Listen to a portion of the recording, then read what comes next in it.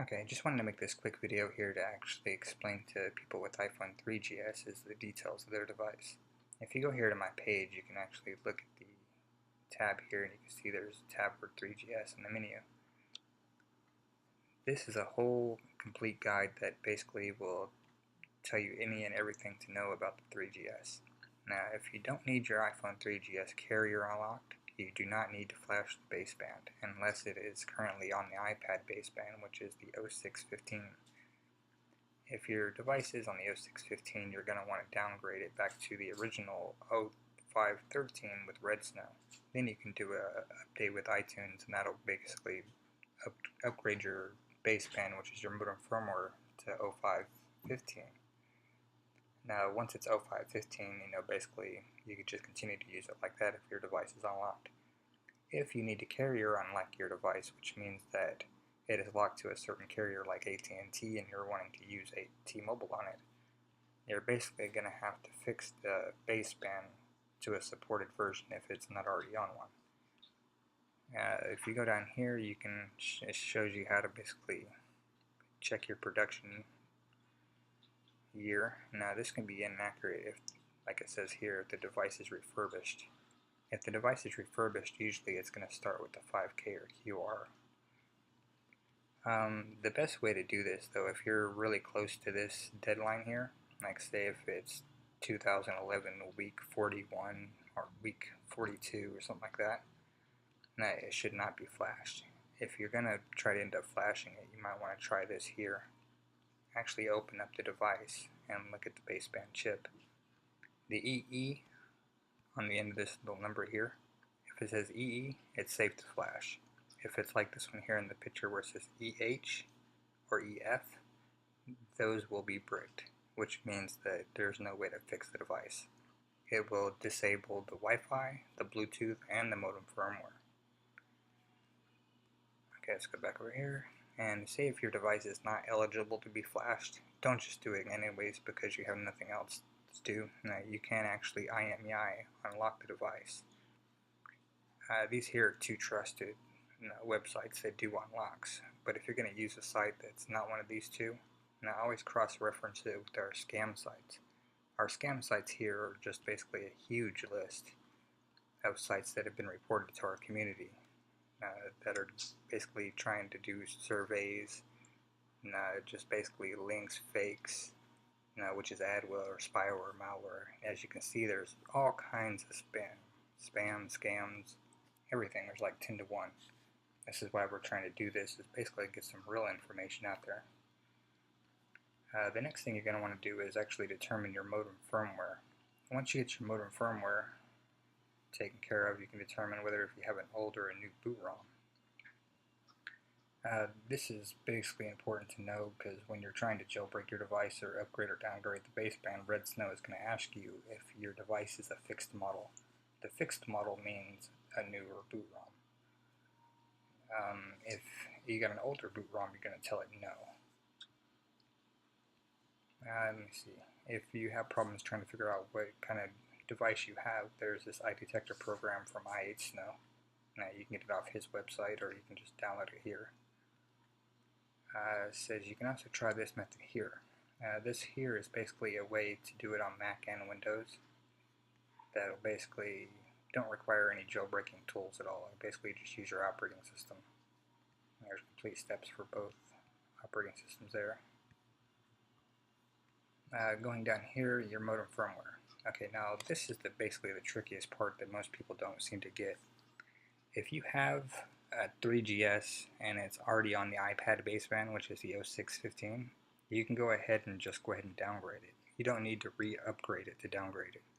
The only time you're going to need to upgrade your baseband to the iPad baseband is say if you're on 0516, which is the latest baseband that's in the iOS 6.16. If you have a device that's on the 0615 baseband and you go to restore with iTunes, now it's going to error. It's going to say error 1015, I believe. Once that does, it's going to leave you on the iTunes screen to where it's got an iTunes logo and a USB cord. Now, if you ever get to that kind of point, now basically you just load Red Snow and go to the Extras button and then click the Fix Recovery. That'll help your device boot out of that stage.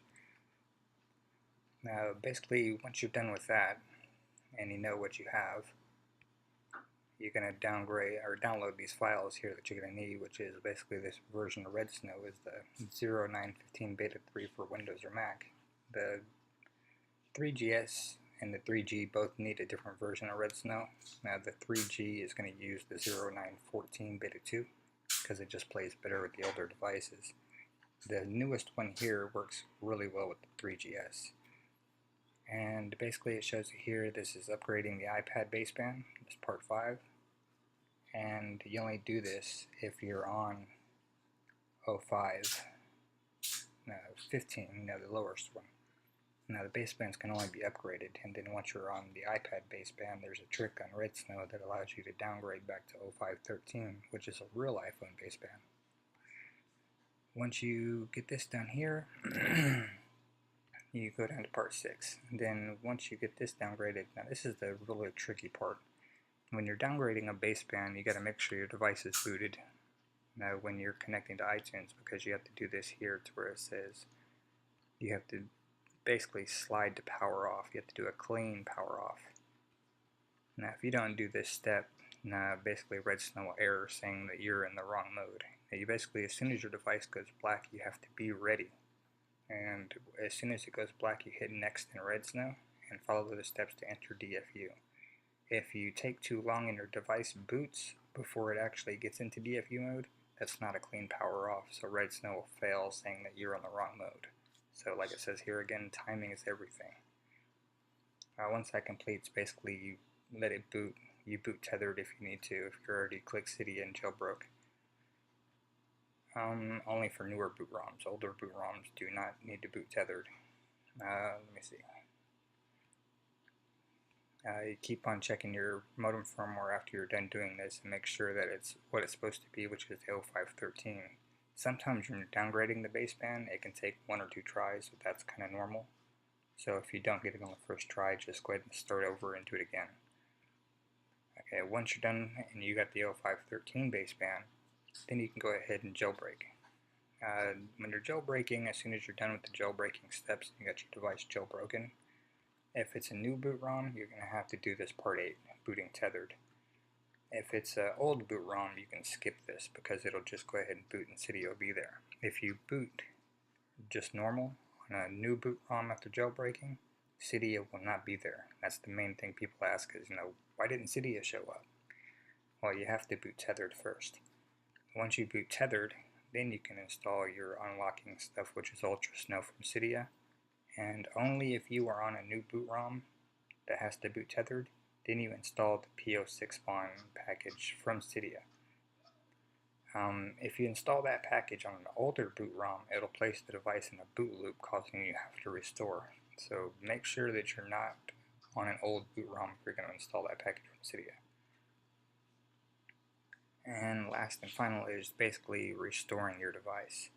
If you're on the 0513 baseband, say you fixed it with Red Snow and you unlocked it and everything, and you mess up and you have to restore 616, there's no way to make a custom IPSW. So basically you're going to have to do the upgrade with iTunes, and that'll end up upgrading your baseband to the 0515. And in that case, then you're going to have to upgrade it to the iPad baseband and re-downgrade it back to 0513 to unlock your device. The reason for this is the iFaith basically tool that makes the custom IPSWs has not been updated since iOS 6.13, now which means we have no tools to do 6.16 yet. If you have any problems with Red Snow, like USB troubleshooting, communication errors, things like that, follow these steps here. That should help you out. Hope that basically clears up everything for everybody. Have a good one.